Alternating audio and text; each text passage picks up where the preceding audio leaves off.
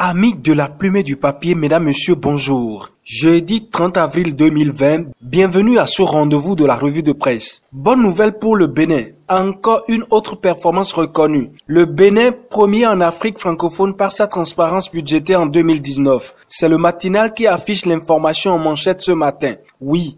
Le Bénin est classé premier à cause de sa gestion des finances publiques en Afrique francophone, renchérit le quotidien L'Économiste. Le potentiel précise que c'est à l'issue d'une enquête internationale que le Bénin est devenu leader en Afrique francophone, avec une montée au 6e rang selon le quotidien Les Pharaons. Parlant d'une autre bonne gestion, celle de la commune d'Abomey-Calavi. L'événement précis nous apprend que le maire Bada présente un bilan satisfaisant. Ce qui fait dire au quotidien La Cloche qu'il lui faut de nouvelles chances pour parfaire l'œuvre entamée. Abomey-Calavi est en tout cas dans les viseurs de presque tous les partis pour les communales prochaines. Selon l'événement précis, Claudine Prudencio et Gégé Lapino constituent le tandem qu'il faut pour rafler tout dans cette commune. Le quotidien Les Pharaons fait une relecture croisée des parcours politiques du duo ce matin dans sa parution. UDBN, primauté aux aspirations du peuple, écrit Bénin Intelligent. En tout cas,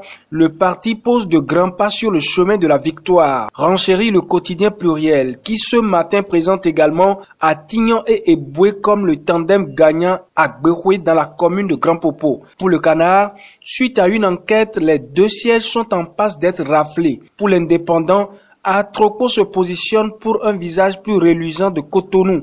L'Observateur ce matin nous informe que Maître Rufino d'Almeida rallume le flambeau de la cohésion entre les communautés à Boycon après les excuses du parti Bloc républicain à la suite de l'affaire Armand Gansset. Un véritable coup de maître selon le Canard. Pour Matin Libre, Rufino d'Almeida est le bon profil pour le job à Boycon. Le quotidien qui également s'intéresse au positionnement sur les listes Union progressiste et Bloc républicain. Moins de 10% de femmes positionnées après l'argument de la révision de la Constitution, écrit ce matin le Canard. À toutes fins utiles, la campagne électorale commence ce jour à minuit, informe l'événement précis. L'événement du jour annonce que la campagne électorale des communales sera lancée officiellement ce jeudi. Et déjà, Dynamisme Info prévient. Attention à ne pas se laisser berner par les engagements et promesses irréalistes. Covid-19, les présidents d'institutions apprécient le plan de riposte du gouvernement. C'est le quotidien Les Pharaons qui publie en manchette l'information ce jeudi.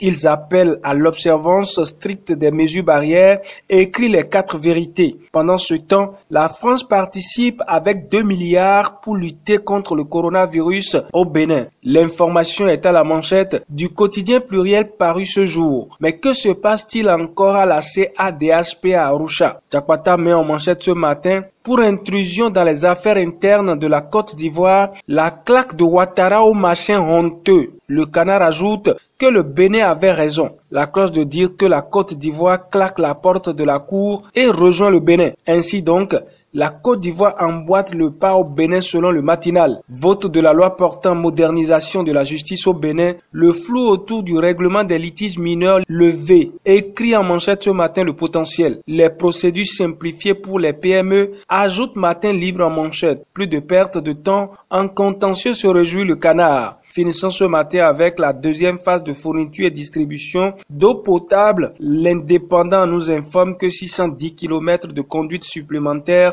seront réalisés à Parakou.